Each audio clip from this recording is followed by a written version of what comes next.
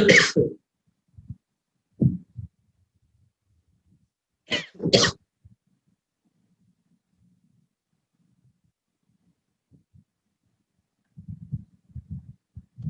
Question అమ్మా, ఏ question discuss చేసాం మనం షేర్ క్యాపిటల్ చాప్టర్ లో? Which question we discussed?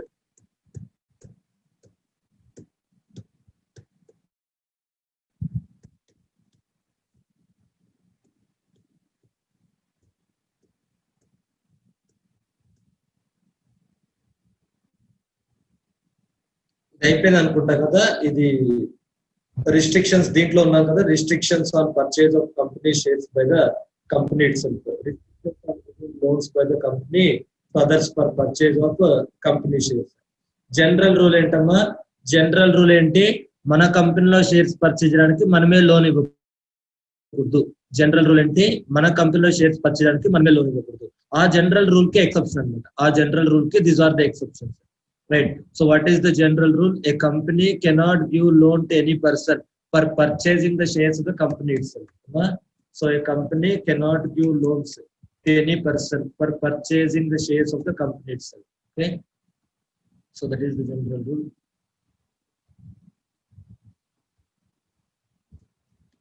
So what is the general rule?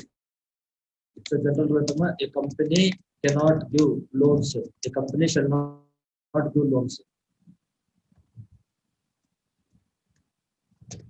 A company shall not give loans to any person for the purpose of purchasing the shares of the company, for the purpose of to be utilized for purchasing the shares of the company itself, for purchasing the shares of the company itself. Yes or no? It is general rule. అదనమా general rule ఏంటంటే ఒక company వాళ్ళ కంపెనీలో shares purchase చేయడానికి వాళ్ళకు loan ఇవ్వకూడదు. Exceptions. So exceptions ఏంటమ్మా? First exception ఏంటి? Banking company can give loans. Banking company can give loans to purchase the shares of such banking company, the same banking company. Okay. Banking company can give loans to purchase the shares of the same banking company. Next, a company can give loans to employees. A company can give loans to employees to purchase the shares of the shares of the company itself, to purchase the company shares, to purchase the same company shares, and held in the name of the trustees. And held in the name of the trustees on behalf of the employees. ఏమా company employees loan ఇస్తుంది, employees shares కొంటున్నారు. ఆ shares ఎవరి పేరు మీద ఉన్నాయి? Hello, trustees పేరు మీద ఉన్నాయి. ఏమంతనా? Hello, right. ఒక కంపెనీ ఎంప్లాయీస్ లోన్ ఇస్తుంది. ఎందుకు? షేర్స్ కొన్నారు. సరే, డబ్బులు కట్టింది ఎంప్లాయర్స్, కానీ ఆ షేర్స్ ఎవరి పేరు మీద ఉన్నాయంటే ఎంప్లాయీ ట్రస్టీ పేరు మీద ఉన్నాయి. ఆ షేర్స్ ట్రస్టీ పేరు మీద ఉంటాయి. ఓకే. అది ఈ ఎక్సెప్షన్స్ అమ్మా practical question important. Next third exception ఏంటి? What is the third exception? Okay. A company can go loan to any employee. Okay. ఇక్కడ ఈ సెకండ్ పాయింట్ కి థర్డ్ పాయింట్ కి డిఫరెన్స్ ఉండాలి. సెకండ్ పాయింట్ ఏంటంటే ఎంప్లాయీ స్టాక్ ఆప్షన్ ప్లాన్ అన్నమాట. Okay. A company can give loans to employees to purchase as per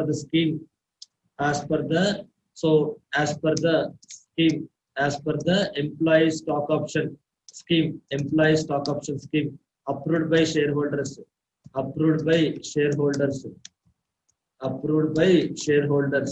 by passing special resolution. ఇదంతా bracket లో వస్తుంది. సో ఎంప్లాయీస్ కి లోన్ ఇస్తున్నాం. ఎందుకు ఇస్తున్నాము? ఎంప్లాయీస్ కి లోన్ ఇస్తున్నాం, ఒక స్కీమ్ ఫ్రేమ్ చేశాం కాబట్టి ఆ స్కీమ్ ప్రకారం లోన్ ఇస్తున్నాం. ఏమర్థమైందమ్మా? ఒక స్కీమ్ ఫ్రేమ్ చేసాం కాబట్టి ఆ స్కీమ్ ప్రకారం లోన్ ఇస్తున్నాం. Okay, right. ఒక స్కీమ్ ఫ్రేమ్ చేసాం కాబట్టి ఆ స్కీమ్ ప్రకారం లోన్స్ ఇస్తున్నాం. కానీ ఆ స్కీమ్ ఏంటి? షేర్ హోల్డర్స్ అప్రూవ్ చేయాలి. ఎలా అప్రూవ్ చేయాలి? స్పెషల్ రిజల్యూషన్ పాస్ చేసి అప్రూవ్ చేయాలి. Okay. Next, A company can give loan to any employee not as per outside other than any employee in addition to the ESOPs. A company can give loan to any employee Okay, other than as per scheme, scheme, outside of the scheme. Other than as per scheme అన్న రాసుకోవచ్చు, outside of the scheme.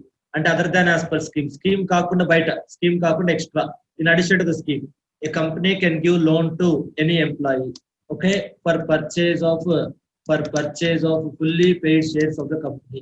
Fully paid shares of the company. Okay, the loan amount shall not exceed 6 months salary of such employee. ఏమర్థమైందమ్మా? Loan amount shall not exceed 6 months salary of such employee. అర్థమైందమ్మా? ఇక్కడ అర్థమైందా? అది scheme ఇది other than as per scheme కాకుండా in addition to the scheme. Hello, okay, other than as per scheme అంటే that is in addition to the scheme, over and above the scheme, అగార్ in addition to the scheme. అర్థమైందమ్మా? ఇది scheme ప్రకారం ఇస్తాం, అది కాకుండా ఇంకా ఎక్స్ట్రా కూడా ఇవ్వచ్చు. Hello, yes or no? హలో, ఏమో అర్థమైందమ్మా?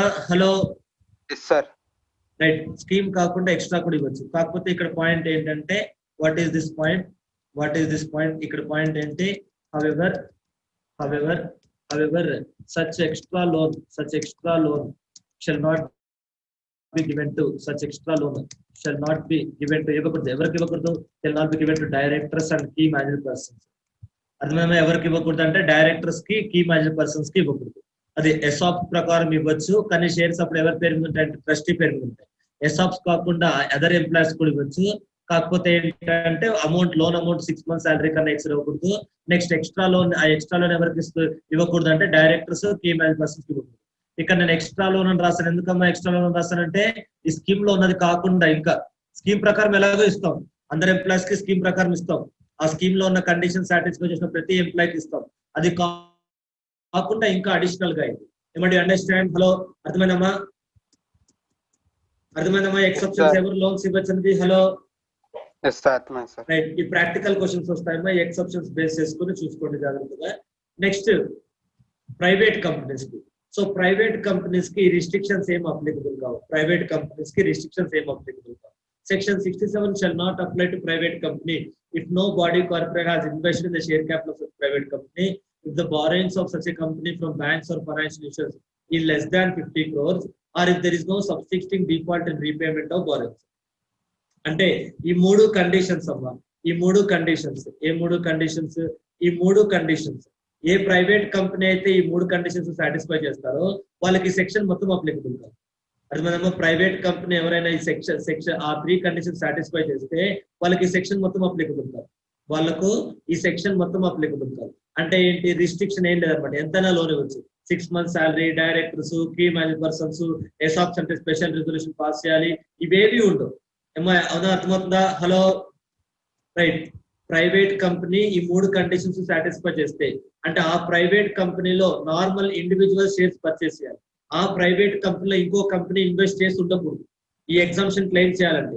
SR no? హలో, అర్థమైందమ్మా? ఆ ప్రైవేట్ కంపెనీలో వేరే కంపెనీ ఇన్వెస్ట్ చేసి ఉండకూడదు. చేస్తే మళ్ళీ ఎగ్జామ్షన్ రాదు. ఆ ప్రైవేట్ కంపెనీలో వేరే కంపెనీ ఇన్వెస్ట్ చేసి ఉండకూడదు, అప్పుడు ఎగ్జామ్షన్ రాదు. నెక్స్ట్ ఇంకొక పాయింట్ ఏంటి? ఆ ప్రైవేట్ కంపెనీకి బ్యాంక్ లోన్స్ 50 crores కన్నా ఎక్కువ ఉండకూడదు. నెక్స్ట్ ఆ ప్రైవేట్ కంపెనీ 50 crores కన్నా తక్కువే లోన్స్ ఉన్నాయి, 20 crores ఉన్నాయి అనుకోండి, ఆ 20 crores కూడా రెగ్యులర్ గా పే చేస్తుండాలి. ఆ ఉన్న 20 crores ఏదైనా డిఫాల్ట్ ఉంటే అప్పుడు కూడా ఎగ్జామ్షన్ రాదు. అర్థమైందమ్మా? ఈ 3 కండిషన్స్ సాటిస్ఫై చేస్తే మీకు ఎగ్జామ్షన్ వస్తుంది అంటే పైన ఉన్న ప్రొవిజన్స్ అప్లికబుల్ కావు అంటే ఎంతైనా లోన్ ఇవ్వచ్చు. ఏమర్థమవుతాయి sequence? Hello, all the 3 conditions satisfied, exemption can be availed. Exemption availed means act is no, section 67 is not applicable. Section 67 is not applicable అంటే no restrictions on loans అంటే any amount of loan can be given. ఏమర్థమవుతుందా? Hello, అది. So private company 3 conditions satisfy చేస్తే వాళ్ళకి పైన discuss చేసిన ఏ provisions applicable కావు. 6 months salary కాకపోతే 1 month salary ఇచ్చుకోండి, దేనికన్నా ఇవ్వండి. డైరెక్టర్స్ కి ఇవ్వండి, కీ మేనేజర్ పర్సన్స్ కి ఇవ్వండి, ఎసాప్స్ లో స్పెషల్ రిజల్యూషన్ ఏం అవసరం లేదు, మీ ఇష్టం ఏదైనా చేసుకోండి. పైన ఉన్న ప్రొవిజన్స్ అప్లికబుల్ కావు. ఏమంటే అండర్స్టాండ్? హలో, అది. సో పైన ఉన్న ప్రొవిజన్స్ అప్లికబుల్ కావు. ఓకే, అది. These are the points. The above provisions will not be applicable. పైన ఉన్న ప్రొవిజన్స్ మనకు అప్లికబుల్ కావు. పైన ఉన్న ప్రొవిజన్స్ మనకు అప్లికబుల్ కాబట్టి అది పైన ఉన్న ప్రొవిజన్స్ అప్లికబుల్ కాబట్టి నెక్స్ట్ ఏమర్థమైందమ్మా? That is the point. So that should be careful. అది మీరు జాగ్రత్తగా చూసుకోవాలి. నెక్స్ట్ చూడండి, బైబ్యాక్ ఆఫ్ షేర్స్. ఇది ఇంపార్టెంట్ క్వశ్చన్ అమ్మా, చాలా సార్లు అడిగారు ఈ క్వశ్చన్. బైబ్యాక్ ఆఫ్ షేర్స్ అంటే ఈ క్వశ్చన్ అంతా అడగరు, కొన్ని అడుగుతారు అనమాట. ఆ ఏరియాలో కొన్ని క్వశ్చన్స్ మాత్రం అడుగుతారు, ఈ బైబ్యాక్ లో కొన్ని క్వశ్చన్స్ మాత్రం అడుగుతారు. ఓకే చూడండి, నెక్స్ట్ ఏం బైబ్యాక్ చేయొచ్చు? ఫస్ట్ క్వశ్చన్, బైబ్యాక్ అంటే ఏంటి? Companies purchasing from the share holder. Companies purchasing from the share holder. Buyback అంటే ఏంటి? Companies purchasing from the share holder. Buying అంటే పర్చేజ్ చేయడం. మరి ఎందుకు సార్ బ్యాక్ అన్నారు అంటే, ఇచ్చింది వెనక్కి తీసుకున్నాం కాబట్టి బ్యాక్ అన్నారు. అర్థమైందా? హలో అంటే కంపెనీ షేర్ హోల్డర్స్ నుంచి, ఎవరు కంపెనీ ఏదైతే షేర్ హోల్డర్స్ ఇచ్చిందో అది మళ్ళీ వెనక్కి తీసుకుంటున్నారు కాబట్టి దాన్నే బైబ్యాక్ ఆఫ్ షేర్స్ అంటారు. ఓకే, అది బ్యాక్ అంటే ఏంటి? కంపెనీ షేర్ హోల్డర్స్ కి ఇచ్చిందని మళ్ళీ కంపెనీకి తిరిగి వచ్చేస్తుంది. సో కాబట్టి దాన్ని బైబ్యాక్ ఆఫ్ షేర్స్ అంటారు. ఓకే, అది.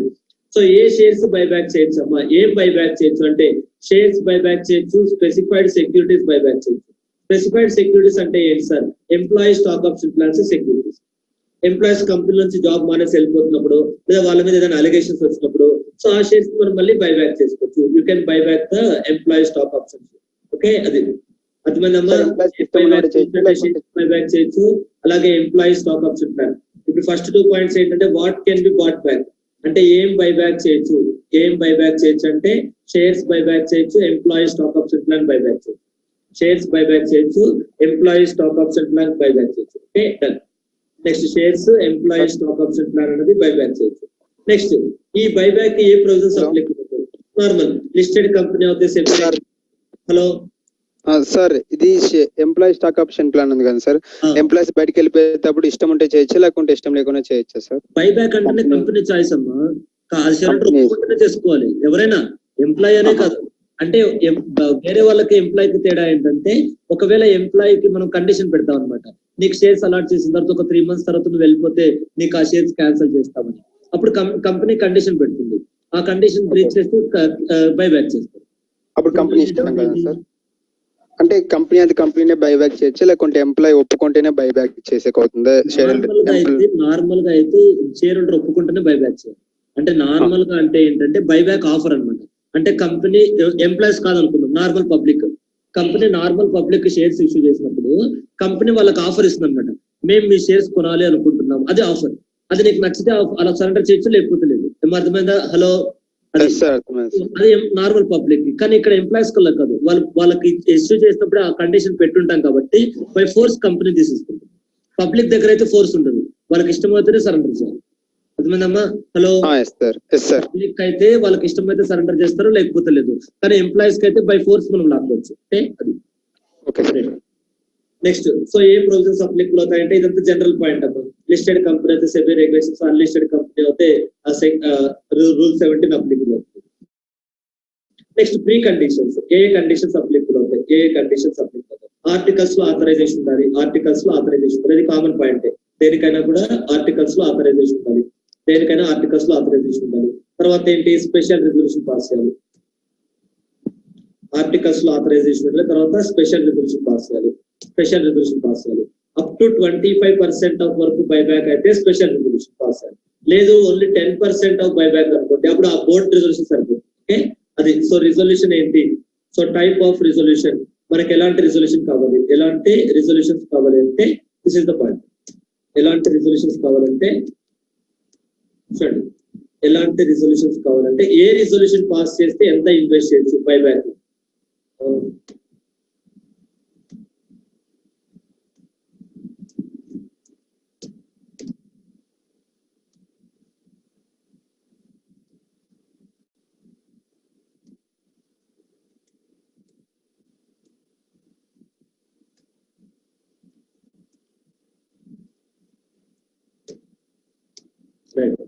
సో ఇప్పుడు ఏ రిజల్యూషన్ పాస్ చేయొచ్చు అంటే, చూడండి, resolution eligible investment, so permissible investment, permissible payment అనుకోండి, permissible payment to share holders for buyback, for surrendering their shares in buyback, for as a compensation for surrendering their shares in buyback.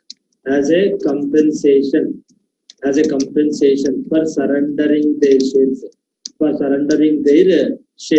in the buyback. For surrendering their shares in a buyback. Okay, adi. For surrendering their shares in a buyback. Okay, permissible payment to shareholders as a compensation for surrendering their shares in the buyback. Okay, adi. Next, so special resolution pass చేసాం అనుకున్నా మీ choice. ఒకవేళ if special resolution is passed, if special resolution is passed,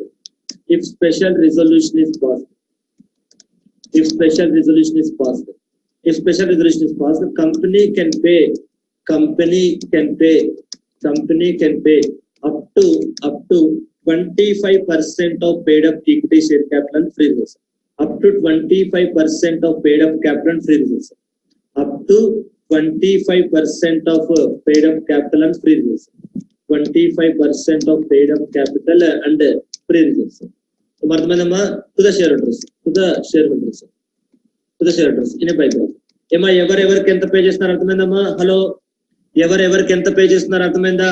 hello, right.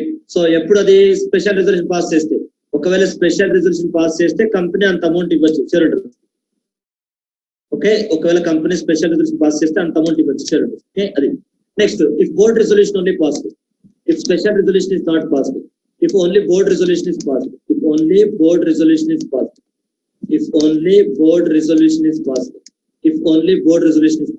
ఒకవేళ board resolution pass చేస్తాం అనుకోండి, అప్పుడు ఎంత ఇవ్వచ్చు? Board resolution మాత్రమే పాస్ చేస్తే అప్పుడు ఎంత ఇవ్వచ్చు? Okay, company can pay up to 10% of మళ్ళీ ఇక్కడ మార్పు పెయిడ్ అప్ ఈక్విటీ వస్తుంది. ఆల్ పెయిడ్ అప్ రాదు.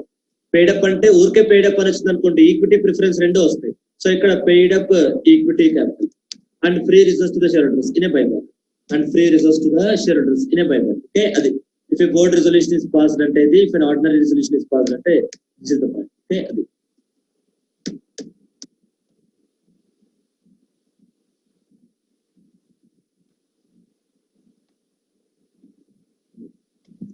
అర్థమైందమ్మా? ఏ రిజల్యూషన్ పాస్ చేస్తే ఎంత వరకు పే చేయొచ్చు అనేది. హలో, ఎస్ సార్, అర్థమైందా? సో అది కింద ఉంటుంది, 25% కింద ఉంటుంది. మీరు కన్ఫ్యూజ్ అవ్వకూడదు. ప్రాక్టికల్ క్వశ్చన్ వచ్చినప్పుడు సాల్వ్ చేస్తారు.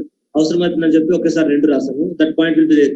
ఇక్కడ కింద ఉంటుంది చూడండి, 25% of paid up equity capital free reserves ఉందా? Yes or no?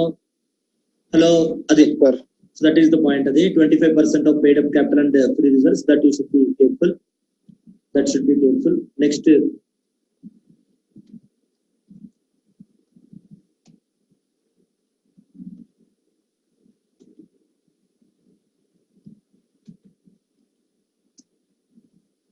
okay, that should be careful. Buyback of shares, applicable provisions of special resolution. Next, shares to be bought back must be fully paid up. అంటే ఏ shares buyback చేయొచ్చు అంటే fully పేడ్ up అయిన తర్వాత buyback చేయాలి. అంటే ఇంకా partly పేడ్ up shares ని buyback చేయకూడదు. పార్ట్లీ పేడ్ అప్ షేర్స్ ని బైబ్యాక్ చేయకూడదు. ఓకే, అది. Next, fresh buyback can be made only after completion of 1 year from the previous buyback. అంటే ఏంటమ్మా ఇది? Time gap between one buyback and another buyback. ఏమా ఈ పాయింట్ ఏంటమ్మా ఇది? What is this point? Time gap between one buyback and another buyback. Time gap between one buyback and another buyback. అంటే ఎన్నిసార్లు company life time లో ఒకేసారి buyback చేయాలని కాదు. కంపెనీ లైఫ్ టైమ్ లో ఎన్నిసార్లు బైబ్యాక్ చేయొచ్చు. బట్ కాకపోతే ఏంటంటే ఒక బైబ్యాక్ కి ఇంకొక బైబ్యాక్ కి మధ్య 1 year గ్యాప్ ఉంటుంది. ఏమైందమ్మా?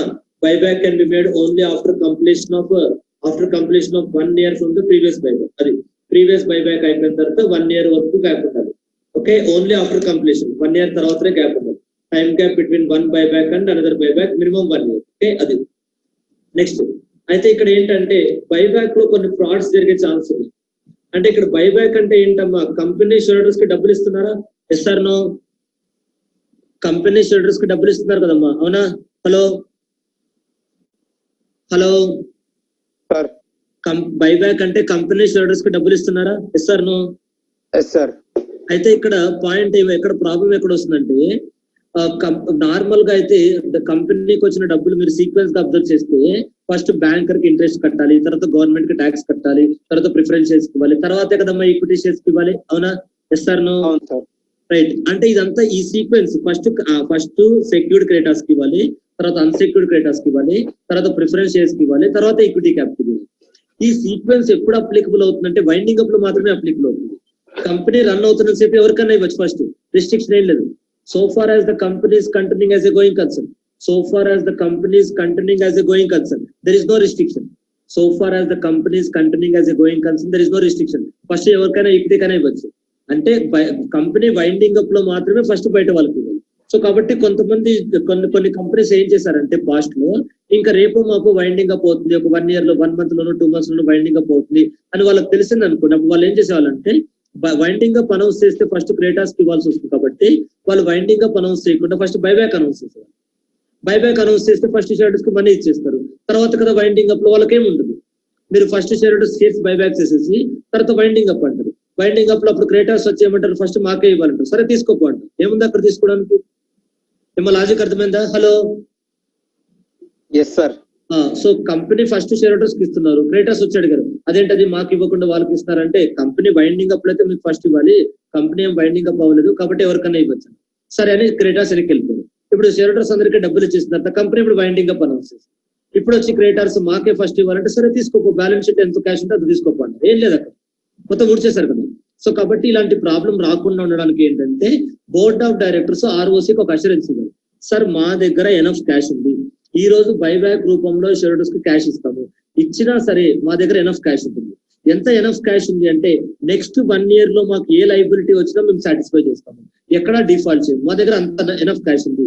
మేము షేర్ హోల్డర్స్ కి డబ్బులు ఇచ్చాము, దాని మాత్రాన క్రెడిటార్స్ ఏం చీట్ చేయలేదు.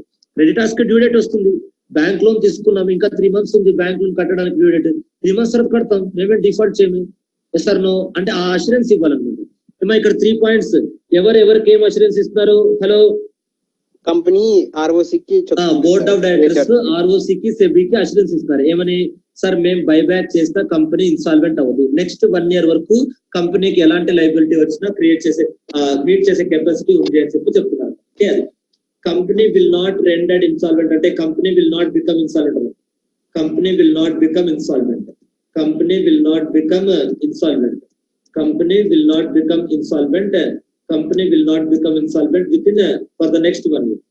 అదేవిధంగా company will not become insolvent for the next 1 year అంటే నెక్స్ట్ 1 year లోపు ఏ క్రెడిటార్స్ కి నష్టం లేదు. మళ్ళీ లైఫ్ లాంగ్ అష్యూరెన్స్ ఇవ్వలేము, ఎందుకంటే ఏమైనా జరగచ్చు. లైఫ్ లాంగ్ అష్యూరెన్స్ ఇవ్వలేము. మనం బిజినెస్ ఎంత వరకు ప్రిడిక్ట్ చేస్తాం, నెక్స్ట్ 1 year వరకు మాత్రం ప్రిడిక్ట్ చేయగలం, ఇలా ఉంటుందని, అంతకు మించి ప్రిడిక్ట్ చేయలేము. సో కాబట్టి డైరెక్టర్స్ కూడా అంతే, నెక్స్ట్ 1 year వరకు అష్యూరెన్స్ ఇస్తాం. అది 1 year తర్వాత వైండింగ్ అప్ అయితే ఏంటి సార్, ఏం చేయలేదు. ఓకే, అది 1 year వరకు మాత్రమే క్రెడిటార్స్ కి ప్రొటెక్షన్ ఇవ్వగలం, లా అంతకు మించి ఇంకా చేయలేదు. డైరెక్టర్స్ కూడా మీరు అనకూడదు లైఫ్ లో ఎప్పుడు ఇన్సాల్వెంట్ అవ్వదు, ఎవరికి తెలుసు ఎలా ఇన్సాల్వెంట్ అవుదని. ఏమో అవునా కదా? హలో, సో కాబట్టి ఎంత పెద్ద కంపెనీ అయినా ఎప్పుడైనా ఇన్సాల్వెంట్ అవ్వచ్చు, కాబట్టి అంత లైఫ్ లాంగ్ గ్యారంటీ ఇవ్వకూడదు. మాక్సిమం నెక్స్ట్ 1 year వరకు. ఎందుకు? మన క్యాష్ బట్టి అది 1 year ఎలా ప్రిడిక్ట్ చేస్తున్నాం, మన దగ్గర క్యాష్ ఉంది కాబట్టి దాన్ని బేస్ చేసుకుని చెప్తున్నాం ఆ నెక్స్ట్ 1 year వరకు నో ప్రాబ్లం అని చెప్తున్నాం. ఓకే, అది నెక్స్ట్. ఇప్పుడు ఈ స్పెషల్ రిజల్యూషన్ పాస్ చేయాలన్నాం, ఈ స్పెషల్ రిజల్యూషన్ పాస్ చేయాలని చెప్తాం. పని అంటే షేర్హోల్డర్స్ కన్సెంట్ తీసుకోవాలి. స్పెషల్ రిజల్యూషన్ పాస్ చేయడం అంటే ఏంటమ్మా? మీటింగ్ పిలిచాలి, మీటింగ్ పిలిచి వచ్చిన షేర్హోల్డర్స్ 75% ఒప్పుకోవాలి. అంటే మీటింగ్ ఒక 100 మంది వచ్చారనుకోండి, 75 members ఒప్పుకోవాలి, ఎస్ బైబ్యాక్ చేయండి అని ఒప్పుకోవాలి. రైట్. అంటే ఇప్పుడు మీరు మీటింగ్ పిలిచి వాళ్ళని అడిగారు అనుకోండి, ఏమ్మా మేము బైబ్యాక్ చేస్తున్నాము అంటే వాళ్ళు క్వశ్చన్స్ అడుగుతారు కదా, సార్ ఎన్ని షేర్స్ బైబ్యాక్ చేస్తారు, ఎందుకు బైబ్యాక్ చేస్తారు, బైబ్యాక్ లో మీరు ఎంత డబ్బులు ఇస్తారు, అసలు ఇవన్నీ అడుగుతారమ్మా? Yes or no? Hello, hello, అడుగుతారు సార్. కంపెనీ షేర్ హోల్డర్స్ అంటే కంపెనీ అంటే ఇక్కడ directors, so directors general meeting conduct చేశారు, మీటింగ్ లో షేర్ హోల్డర్స్ అడుగుతున్నారు, బాబు ఇలా బైబ్యాక్ చేయాలనుకుంటాం మీకు ఓకేనా అని. అదే సార్ ఒక మాటలో చెప్పేస్తారు బైబ్యాక్ చేద్దామని. ఏంటి, ఎన్ని షేర్స్ బైబ్యాక్ చేస్తారు, ఎంత డబ్బులు ఇస్తారు మీరు, ఆ డబ్బులు మీకు ఎక్కడి నుంచి వస్తాయి, అసలు ఎందుకు బైబ్యాక్ చేస్తారు, ఇవన్నీ షేర్ హోల్డర్స్ అడుగుతారు. Sir how many shares you are buying back. First point question అంటే what is the necessity of buyback. ఇప్పుడు బైబ్యాక్ చేయాల్సిన అవసరం ఉంది, వాళ్ళు ఏదో చెప్తారనమాట, బిజినెస్ లేదో ఏదో చెప్తారు. ఓకే, కన్విన్స్ అయ్యాం. ఎన్ని షేర్స్ బైబ్యాక్ చేస్తారు, ఓకే ఇన్ని షేర్స్ బైబ్యాక్ చేస్తాం, ఒక్కొక్క షేర్ కి ఎంత ఇస్తారు, ఒక్కొక్క షేర్ కి ఎంత ఇస్తాం, మరి మొత్తం ఎంత డబ్బులు ఖర్చు అవుతాయి, ఇంత ఖర్చు అవుతాయి, అంత ఎక్కడి నుంచి వస్తాయి, అంత డబ్బులు ఎక్కడ ఉన్నాయి, బ్యాలెన్స్ షీట్ లో క్యాష్ ఉందా, ఎస్ ఉంది, లేదు బ్యాలెన్స్ షీట్ లో క్యాష్ ఏం చేస్తారు, లోన్ తీసుకుని ఇస్తాం, ప్రిఫరెన్స్ షేర్స్ ఇష్యూ చేసి ఈక్విటీ షేర్స్ బైబ్యాక్ చేస్తాం, ఎలా డబ్బులు తెచ్చుకోవాలనేది చెప్తారు అనమాట. ఓకే, అది. సో కాబట్టి అవన్నీ ఎక్స్ప్లెనేటరీ స్టేట్మెంట్ అనమాట. అంటే కంపెనీ షేర్ హోల్డర్స్ ని పర్మిషన్ అడిగినప్పుడు షేర్ హోల్డర్స్ అడిగే క్వశ్చన్స్ కి ముందుగానే మనం ప్రిడిక్ట్ చేసి ఆన్సర్స్ ఇస్తాం, అదే ఎక్స్ప్లెనేటరీ స్టేట్మెంట్.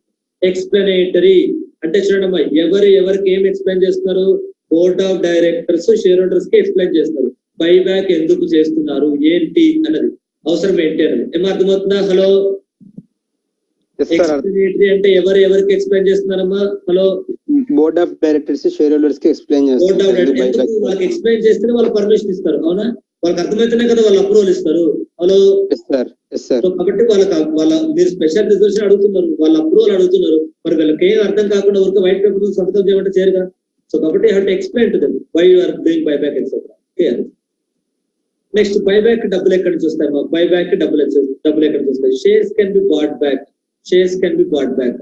బైబ్యాక్ డబ్బులు ఎక్కడి నుంచి వస్తాయి బైబ్యాక్ డబ్బులు ఎక్కడి నుంచి వస్తాయి so following sources of funds can be utilised following sources of funds shares can be buyback buyback can be made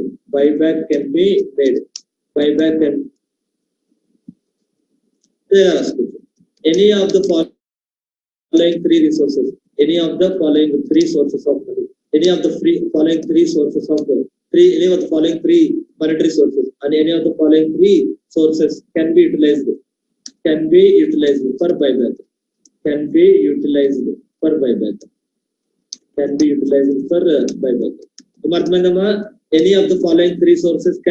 for buyback any of the following three sources can be utilized for buyback ఏంటవి free reserves first point ఏంటి free reserves next తర్వాత ఏంటి security premium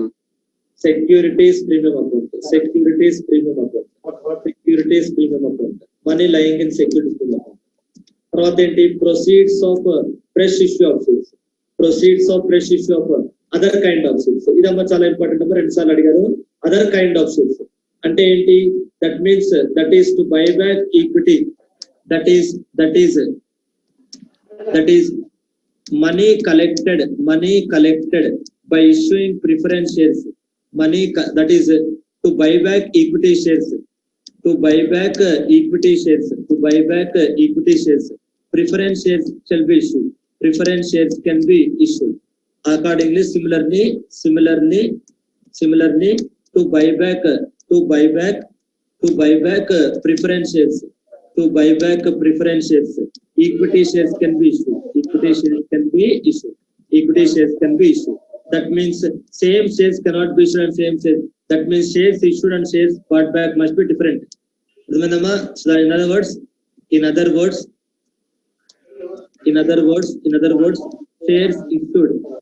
words shares issued and shares bought back shares issued and shares bought back buyback can be different must be different okay same kind of shares cannot be bought back same kind of shares cannot be అర్థమైందమ్మా రెండు different గా ఉండాలి same ఉండకూడదు hello yes or no అర్థమైందమ్మా hello yes sir same kind of shares cannot be issued to buy back the same kind of shares అర్థమైందమ్మా అది అదే shares issue చేసి అదే బైబ్యాక్ చేయకూడదు డిఫరెంట్ గా ఉండాలి ఓకే అదే షేర్స్ ఇష్యూ చేసి అదే బైబ్యాక్ చేయకూడదు డిఫరెంట్ గా ఉండాలి ఓకే అది point you can write like this.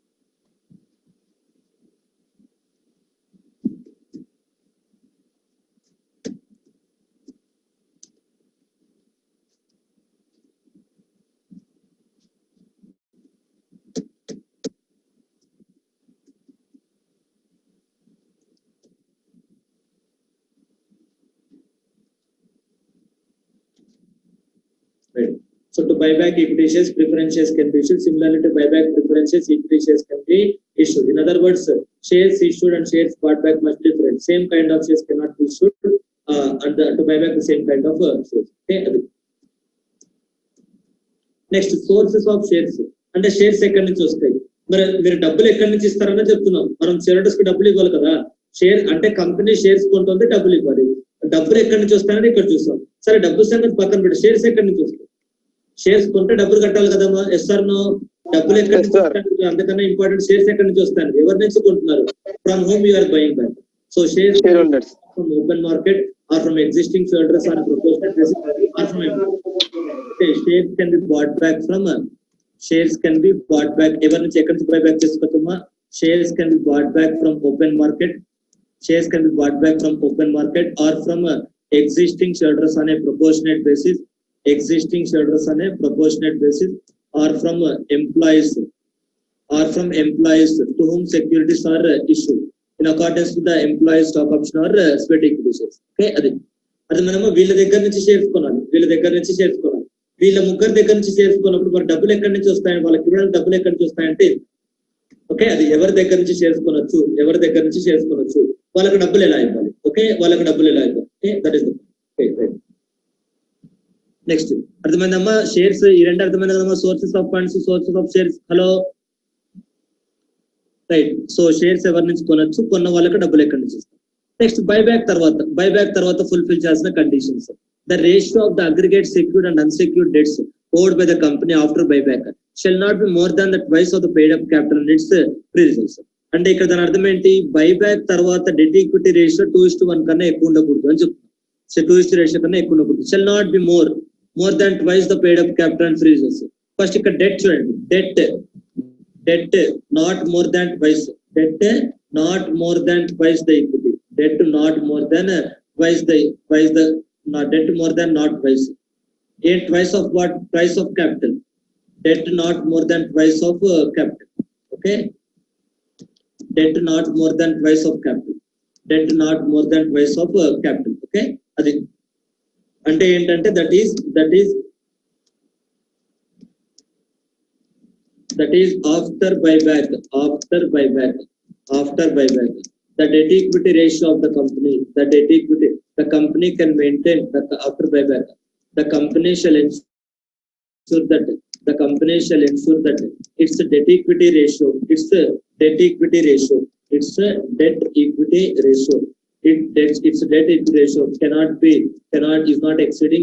is not exceeding more than 2. అర్థమైందమ్మా? After buyback the company shall ensure that its debt equity ratio is not more than twice. అర్థమైందమ్మా? అది so buyback తర్వాత కంపెనీకి ఉన్న debt equity ratio twice కన్నా ఎక్కువ ఉండకూడదు. Buyback తర్వాత కంపెనీకి ఉన్న డెట్ ఈక్విటీ రేషియో ట్వైస్ కన్నా ఎక్కువ ఉండకూడదు. అది బైబ్యాక్ తర్వాత కంపెనీకి ఉన్న డెట్ ఈక్విటీ రేషియో ట్వైస్ కన్నా ఎక్కువ ఉండకూడదు.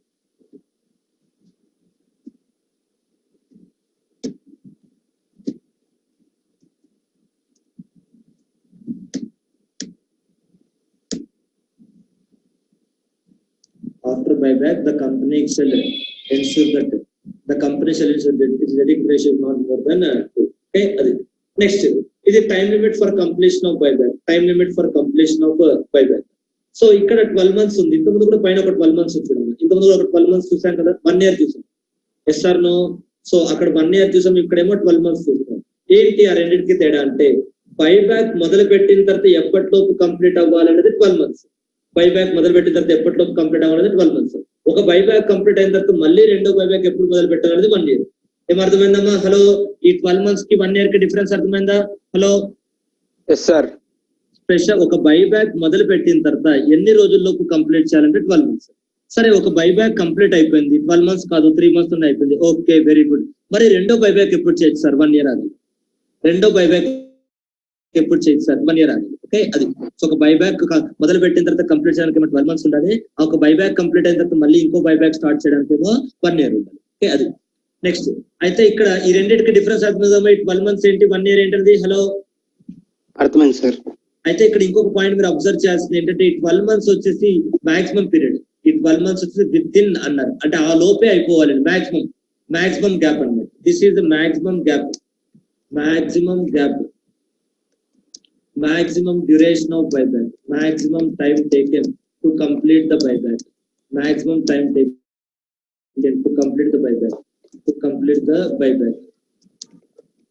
should be maximum time taken to complete the buyback, should be 12 months. Maximum time taken to complete the buyback is 12 months.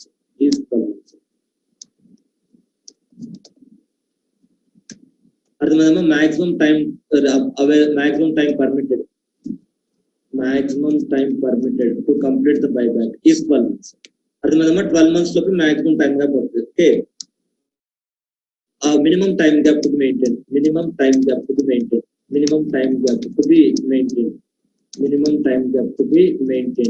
after completion of buyback is minimum 1 year. is 1 year. ఏమో ఇక్కడ 12 months 1 year ఆ రెండే కాదు, మీరు difference observe చేయాల్సింది. అది buyback complete చేయడానికి ఇది బైబ్యాక్ కంప్లీట్ అయిన తర్వాత ఉన్న గ్యాప్, అదొక పాయింట్. ఇక్కడ బేసికల్ గా ఇంకొక ఇంపార్టెంట్ పాయింట్ ఏంటంటే ఇది మాక్సిమం, దిస్ 12 months అనేది మాక్సిమం, దిస్ 12 months అనేది మాక్సిమం, దట్ ఈస్ మాక్సిమం. ఈ 1 year అనేది మినిమం, ఈ 1 year అనేది minimum, this 1 year is minimum. కావాలంటే చూడండి ఇక్కడ అట్లీస్ట్ అని ఉంటుంది, అక్కడ విత్ ఇన్ అని ఉంటుంది, with in a period of 1 year from the date of declaration. So ఈ 1 year ఏంటమ్మా, ఈ 1 year minimum gap, this 1 year ఏంటి మినిమం గ్యాప్.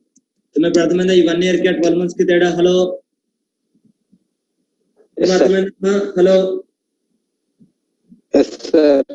సో అది ఇక్కడ 1 year గ్యాప్, అక్కడేమో మినిమం 12 months, అది అక్కడ మాక్సిమం 12 months, ఇక్కడేమో మినిమం 1 year. ఓకే, అది నెక్స్ట్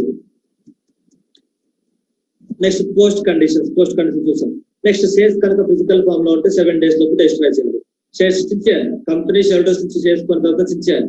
అలాగే తీసుకెళ్లి గోడౌన్ లో పెట్టకూడదు, పెడితే ఏమవుతుందంటే మళ్ళీ రేపు పొద్దున్న రీఇష్యూ చేసే ఛాన్స్ ఉంది, మళ్ళీ వేరే వాళ్ళ దగ్గర నుంచి డబ్బులు తీసుకుని కంపెనీ ఎంప్లాయీస్ కంపెనీ నుంచి చేసే ఛాన్స్ ఉంది.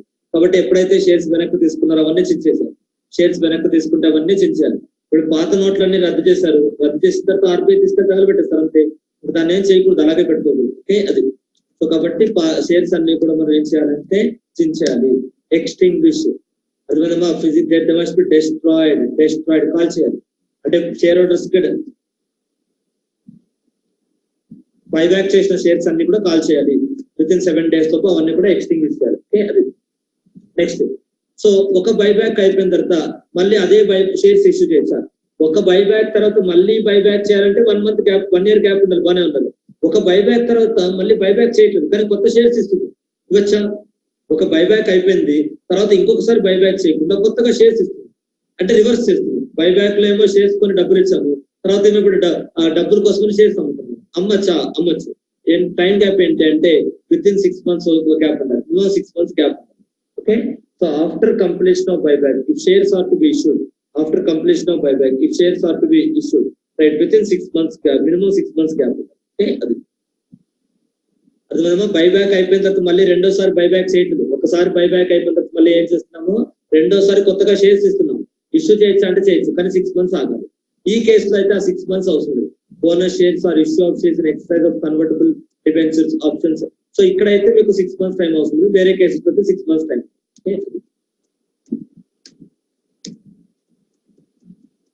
నెక్స్ట్ ఆర్ఓసికి రిటర్న్ ఫైల్ చేస్తాం, ఒక బుక్ లో రాసుకుంటాం, ఏమేమి జరిగిందంతా ఒక బుక్ లో రాసుకుంటాం.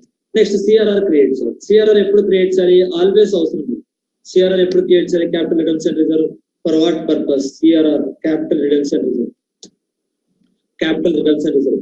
ఆ పర్పస్ ఆ క్యాపిటల్ రిజర్వ్ క్రియేట్ చేయాలి. సో ఇప్పుడు ఇక్కడ 3 questions ఉన్నాయి. క్యాపిటల్ రిడెంప్షన్ రిజర్వ్ అకౌంట్ ఎప్పుడు క్రియేట్ చేయాలి?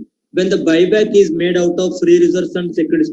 అంటే ఇక్కడ 3 sources చెప్పాం కదా మా డబ్బులు, ఈ 2 sources నుంచి కనుక బైబ్యాక్ చేస్తే ఏంటి, ఈ 2 sources నుంచి కనుక బైబ్యాక్ చేస్తే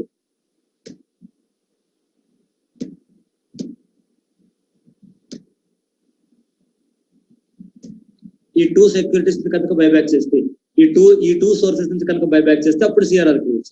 ఏమర్థమైందమ్మా? Situation when the CRR is created, అర్థమైందా? When the CRR is created when the shares are bought back using free reserves or securities. Next ఎంత క్రియేట్ చేయాలి? సిఆర్ఆర్ ఎంత క్రియేట్ చేయాలి? అప్ టు నామినల్ వాల్యూ వరకు create చేయాలి. Up to nominal value అంటే మనం 2000 రూపాయలు ఇచ్చాం అనుకోండి బైబ్యాక్ లో షేర్ హోల్డర్స్ కి, ఫేస్ వాల్యూ 10 rupees ఉంటుంది, మనం ఇచ్చినేమో 2000 ఇచ్చాం. కాబట్టి ఇప్పుడు సిఆర్ఆర్ ఎంత క్రియేట్ చేయాలంటే 10% కి క్రియేట్ చేయాలి, నాట్ 2000. ఏమంతేనా? నామినల్ వాల్యూ అంటే ఫేస్ వాల్యూనే కదా. హలో నామినల్ వాల్యూ అంటే ఫేస్ వాల్యూ నమ్మా. హలో నెక్స్ట్, సో అది సిఆర్ఆర్ క్రియేట్ చేసిన తర్వాత ఇట్లా అది. సో నామినల్ వాల్యూ తర్వాత ఎంత వరకు క్రియేట్ చేయాలంటే నామినల్ వాల్యూ వరకు క్రియేట్ చేయాలి. ఇవి క్రియేట్ చేసిన దాన్ని దేనికి వాడుకోవాలి? మనం బోనస్ షేర్స్ కి వాడుకోవాలి. క్రియేట్ చేసిన దాన్ని దేనికి వాడుకోవాలి అంటే ఓన్లీ బోనస్ షేర్స్ మాత్రమే వాడుకోవాలి. క్రియేట్ చేసింది ఓన్లీ బోనస్ షేర్స్ మాత్రమే వాడుకోవాలి. Utilise only for the bonus. అది utilise only for the bonus shares. Bonus shares మాత్రమే యూటిలైజ్ చేసుకోవాలి. అది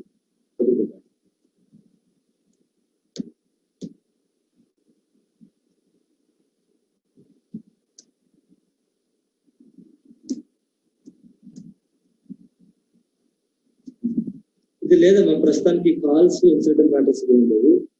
ఇది ఇండైరెక్ట్ బైబ్యాక్ అమ్మా. ఇది క్వశ్చన్ సెక్షన్ నెంబర్ 70 అంతా ఇండైరెక్ట్ బైబ్యాక్. ఇది కూడా అడగచ్చు, కంపెనీలు అడగచ్చు, కొంచెం జాగ్రత్తగా ఉండాలి. థియరీ క్వశ్చన్ అడగచ్చు 4 మార్క్స్ కి. ఏమా సెక్షన్ 70 కనిపిస్తున్న స్క్రీన్ మీద? హలో హలో ఏమా సెక్షన్ 70 కనిపిస్తున్న స్క్రీన్ మీద? Sir right. సో ఆ సెక్షన్ 70 అంటే ఎలాంటి పరిస్థితుల్లో బైబ్యాక్ చేయకూడదు అంటే మన సబ్సిడరీ కంపెనీ నుంచి మనం షేర్స్ బైబ్యాక్ చేయకూడదు. అంటే మనం డబ్బులు ఇచ్చి మనం సబ్సిడరీ కంపెనీకి డబ్బులు ఇచ్చి సబ్సిడరీ కంపెనీ మార్కెట్ లో మన కంపెనీ షేర్స్ పర్చేస్ చేయకూడదు. చేస్తే ఏమవుతుందంటే సబ్సిడరీ కంపెనీకి రివర్స్ అయిపోతుంది. ఇప్పుడు నార్మల్ గా హోల్డింగ్ కంపెనీకి సబ్సిడరీ కంపెనీలో షేర్స్ ఉంటాయి కదా. హలో అవునా, హోల్డింగ్ కంపెనీకి సబ్సిడరీ కంపెనీలో షేర్స్ ఉంటాయా? Sir right. సో కాబట్టి ఇప్పుడు ఏమవుతుందంటే పబ్లిక్ మళ్ళీ కన్ఫ్యూజన్ వస్తుంది. సో సబ్సిడరీ కంపెనీ కూడా హోల్డింగ్ కంపెనీలో షేర్స్ ఉంది అనుకోండి, పబ్లిక్ కన్ఫ్యూజన్ వస్తుంది. ఆ కన్ఫ్యూజన్ అవ్వడానికి ఏం చేస్తున్నామంటే, ఒక హోల్డింగ్ కంపెనీ పబ్లిక్ నుంచి షేర్స్ కొనాలంటే హోల్డింగ్ కంపెనీ డైరెక్ట్ గా కొనాలి, తాగుడు మొత్తం అడగకూడదు. సబ్సిడరీ కంపెనీ డబ్బులు ఇచ్చి సబ్సిడరీ కంపెనీ చేత కొనించడం ఇలాంటి వర్కౌట్ అవ్వదు. But understand? హలో క్వశ్చన్ లో ఇచ్చిన ఏ కంపెనీ అంటే హోల్డింగ్ కంపెనీ అమ్మా. క్వశ్చన్ ఏదైతే కంపెనీ అని ఇచ్చారో అది హోల్డింగ్ కంపెనీ. అంటే హోల్డింగ్ కంపెనీ పబ్లిక్ నుంచి షేర్స్ పర్చేస్ చేయాలంటే హోల్డింగ్ కంపెనీ వాళ్ళు డైరెక్ట్ గా పర్చేస్ చేయాలి, అంతేగాని సబ్సిడరీకి డబ్బులు ఇచ్చి సబ్సిడరీ ద్వారా పర్చేస్ చేయాలని కరెక్ట్ కాదు.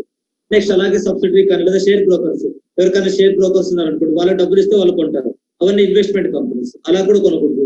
సార్ నువ్వు డైరెక్ట్ గా మీరే కొంటున్నారు అనే విషయం తెలియాలి. ఎవరైతే మీకు అమ్ముతున్నారో వాళ్ళ దగ్గర నుంచి మీరే కొంటున్నారు అనే విషయం మీకు వాళ్ళకి తెలియాలి. అది సబ్సిడరీ కొనుంటుందా? ఓహో కొనకూడదు. కొన్ని ఇన్వెస్ట్మెంట్ కంపెనీ కొనకూడదు, మనమే కొనాలి డైరెక్ట్ గా. ఓకే, అది నెక్స్ట్. ఒకవేళ డిఫాల్ట్ ఉంది అనుకోండి, if default is made with respect to deposits, debentures etcetera.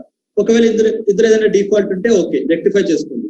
Rectify చేసుకున్న తర్వాత 3 years ఆగండి, అప్పుడు మీరు బైబ్యాక్ చేయొచ్చు. అది ఇక్కడ డిబెంచర్స్ కానీ డిపాజిట్స్ కానీ టర్మ్ లోన్ కానీ ప్రిఫరెన్స్ షేర్స్ కానీ అందులో ఏదైనా డిఫాల్ట్ చేస్తుంటే 3 years ఆగాలి. 3 years తర్వాత మళ్ళీ మీరు బైబ్యాక్ చేసుకోండి. ఓకే, అది నెక్స్ట్. ఈ section such company has not complete with even section 92 annual return, 123, 127 dividend, 129 preparation of financial statements. అంటే అవి రెగ్యులర్ గా చేయాలి, ఎవ్రీ ఇయర్ చేయాలి. అందులో ఏ ఒక్కటి డిఫాల్ట్ అయినా అక్కడ you how to stop buyback. ఓకేమా, అర్థమైందా? హలో 92, 123, 127, 129 అన్ని ఫుల్ఫిల్ చేయాలి. అందులో ఏది మిస్ అయినా సరే షేర్స్ బైబ్యాక్ చేయకూడదు.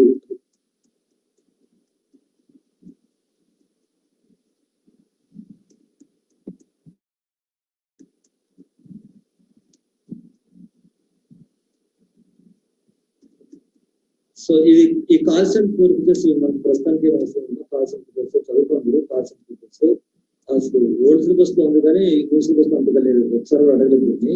జస్ట్ ఐసోలేషన్ ప్రాక్టీస్ మనం చూసుకోండి. థియరీ అంత ఇంపార్టెంట్ కదమ్మా ఈ కాల్స్ అండ్ ఫోర్స్ లో. ఇదైతే ప్రాక్టికల్ క్వశ్చన్ ఐసోలేషన్ లో ఉంటుంది. ప్రాక్టికల్ క్వశ్చన్ మోస్ట్ ప్రాబ్లీ వాళ్ళు ఇచ్చే సోర్సెస్ చెప్తాను నేను మీకు. సో కాబట్టి ఇది అందులో ఖచ్చితంగా ఉంటుంది. ఒకసారి చదువుకోండి, రీడ్ దిస్ పాయింట్. ఓకే, అది ఈ ప్రాక్టికల్ క్వశ్చన్ ఒకసారి చూసుకోండి. ఎగ్జాంపుల్ లో కాల్స్ అండ్ ఫోర్స్ ఇక్కడ రిమైనింగ్ ఏం అవసరం మీకు. Next debentures. So debentures okay, debentures ఇది రేపు క్లాస్ చూద్దాం. ఈ డిబెంచర్స్ రూల్స్ ఎక్కువ ఉంటాయి. డిబెంచర్స్ యాక్ట్ లో తక్కువ ఒకే ఒక సెక్షన్ ఉంది, సెక్షన్ 67, 171 యాక్ట్ లో ఉంటాయి. కానీ if you go by the rules there are many rules. I'm not sure whether they are been covered అన్నమాట. లేదు, చాలా వరకు కవర్ చేయలేదు కానీ స్టడీ మెట్ లో కానీ ఒకసారి చూసుకోవాలి, రూల్స్ అని చూసుకోవాలి. Okay okay, this will discuss with master. Okay, bye మా, see you. Bye sir. Bye.